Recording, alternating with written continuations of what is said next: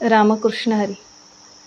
मी हरिभक्त पारायण संजीवनी ताई शिंगाडे आपल्या सगळ्यांसाठी घेऊन येत आहे मामांच्या विविध चरित्र कथा. की मामांना काय आवडतं हे आपण या कथेतून पाहणार आहोत. की बाबा आळतेकर नावाचे एक सद्गृहस्थ होते. सुंदर असं गायन करायचे. त्यांनी केलेलं गायन लोकांना आवडायचं. लोक मंत्रमुग्ध होऊन जायचे. आता बाबा आळतेकरांनी केलेलं गायन लोकांना आवडायचं याच्या पाठीमागं एक कारण होतं. की हे जे बाबा आळतेकर आहेत त्यांच्या मनामध्ये भगवंताबद्दल शुद्ध भाव होता, प्रेम होतं, निष्ठा होती, श्रद्धा होती, विश्वास होता. म्हणून त्यांनी श्रद्धेनं केलेले ते गायन, भावानं केलेलं ते गायन लोकांना भावायचं. एक दिवस हे बाबा आळतेकर शंकेश्वराच्या भजनी मंडळाबरोबर मामांच्या तळावर भजनाला आले. भजनही केलं, पण रात्री भजनामध्ये त्यांनी जे गायन केलं ते गायन त्यांनी गायलेला तो राग मामांना खूप आवडला. म्हणून मामा त्यांना वारंवार आपल्या तळावर भजनासाठी बोलावू लागले.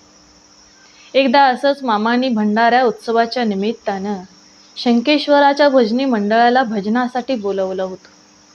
रात्री तळावर भजन झालं आणि सगळे जायला निघाले. सगळं भजनी मंडळ गाडीमध्ये बसले होते. फक्त आता बाबा आळतेकर गाडीत बसणार. एवढ्यात मामांनी त्यांना आवाज दिला, ए बाबा आळतेकर, इकडे ये. बाबा आळतेकरांनी मामांची हाक ऐकली आणि पळतच मामांकडे आले.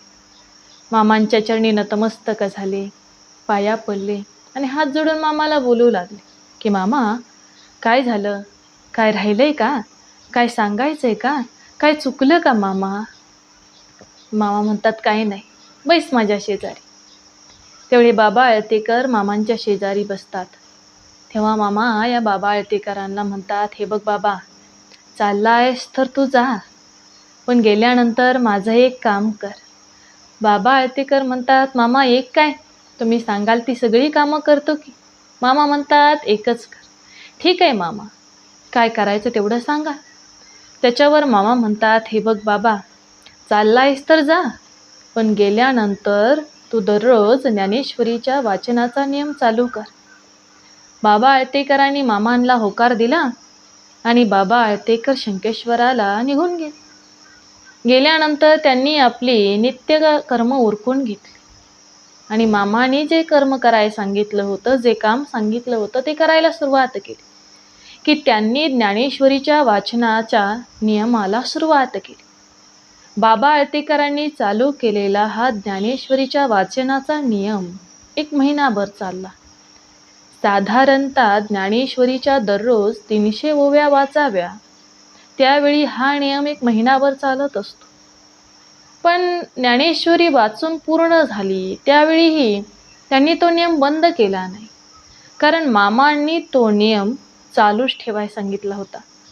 म्हणून बाबा आळतेकरांनी ज्ञानेश्वरी पुन्हा वाचायला सुरुवात केली. झालं काय की एक दिवस बाबा आळतेकर अशी ज्ञानेश्वरी वाचत होते. वाचता वाचता त्यांनी सहज आपली मान वर केली आणि समोर बघितलं. त्यावेळी त्यांच्या लक्षात आलं की समोर एक भला मोठा नागराजा आलेला आहे. वेटळ घालून बसलेला आहे, हातभर फणाही काढलेला आहे आणि आनंदाने डुलत आहे. बाबा आळतेकरांनी त्याला बघितल्यानंतर ते घाबरले नाहीत, कारण त्यांच्या मनामध्ये भगवंताबद्दल प्रेम होतं, श्रद्धाही होती. त्यामुळे त्यांनी ज्ञानेश्वरी तशीच वाचायची चालू ठेवली. जणू काय तो नागराजा ज्ञानेश्वरी ऐकतच होता. ज्यावेळी बाबा आळतेकरांची ज्ञानेश्वरी वाचून झाली त्यावेळी तो नागराजा निघून गेला. बरं, हा प्रकार एकदा नाही, दोनदा नाही, तीनदा नाही, दररोज घडू लागला. की बाबा आळतेकर ज्ञानेश्वरी वाचायला बसले की तो नागराजा यायचा, विटळ घालून बसायचा, हातभर फणा काढायचा, आनंदाने डुलायचा. जणू काय तो ज्ञानेश्वरी आनंदाने ऐकत होता. की बरेच दिवस असं चाललं असताना बाबा आळतेकरांच्या लक्षातच येईना की नागरूपामध्ये ज्ञानेश्वरी ऐकायला नेमकं येतंय कोण.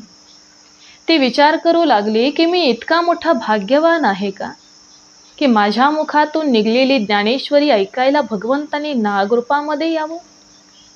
त्यांच्या मनामध्ये या गोष्टीविषयी विचार चालू झाला, पण त्यांना त्याचं उत्तर काय मिळत नव्हतं. म्हणून त्यांनी मामांकडे जायचं ठरवलं. एक दिवस सगळं काम आवरून मामांकडे आले. चेहऱ्यावरती चिंता होती. मामांचं दर्शन घेतलं, मामांच्या शेजारी बसले. त्यावेळी मामांनी त्यांच्या चेहऱ्यावरची चिंता ओळखली. मनामध्ये काहीतरी चाललेलं हे लक्षात आलं मामांच्या. आणि मामांनी त्यांना विचारलं, बाबा काय चिंता, काय दुःख?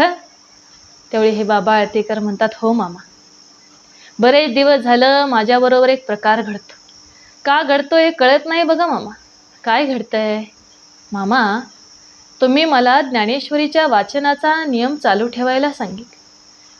मी ज्ञानेश्वरीच्या वाचनाचा नियम चालू ठेवला मामा, पण बरेच दिवस झालं मी ज्ञानेश्वरी वाचायला बसलो, एक नागराजा येतोय, विटोळ घालून बसतोय, हातभर फणा काढतोय, आनंदाने डुलतोय. जणू काय मामा तो ज्ञानेश्वरी ऐकतोयच, आणि ज्ञानेश्वरी वाचून झाली की तो निघून जातोय. मामा, मला कळत नाही बघा की ज्ञानेश्वरी ऐकायला नेमकं नागरूपामध्ये येतंय कोण? मामा, मी इतका मोठा भाग्यवान आहे का हो, की माझ्या मुखातून निघलेली ज्ञानेश्वरी ऐकायला भगवंतानी नागरूपामध्ये यावं? मामा, हेच मला कळत नाही बघा. मामांनी बाबा आळतेकरांचं सगळं काही ऐकून घेतलं. त्यांच्या पाठीवरून माईनं हात फिरवला आणि मग मामा बाबा आळतेकरांना म्हणतात, हे बघ बाबा, तुझ्या ज्ञानेश्वरी वाचनावर माझं पूर्णपणे लक्ष आहे. अरे, मला ज्ञानेश्वरी ऐकायची होती, म्हणूनच मी तुला ज्ञानेश्वरी वाचायला लावली होती. म्हणजे माई बापा हो, तुमच्या सगळ्यांच्या लक्षात आलं का की ज्ञानेश्वरी ऐकायला नागरूपामध्ये नेमकं कोण येत होतं? तर माझे मामा येत होते. की मामांना सुद्धा आपण ज्ञानेश्वरी वाचलेलं ऐकायला आवडतं. म्हणून लक्षात ठेवून चला, आपल्याला जे आवडतं ते आपण देवाकडे मागतो, पण देवाला जे आवडतं तेही आपण केलं पाहिजे. मग देवाला अर्थात आमच्या मामांना काय आवडतं? तर आपण ज्ञानेश्वरीचं जे वाचन करतो ते वाचन केलेलं माझ्या मामांना खूप आवडतं. म्हणून आपण सगळ्यांनी प्रेमानं ज्ञानेश्वरीचं वाचन केलं पाहिजे. रामकृष्ण हरी.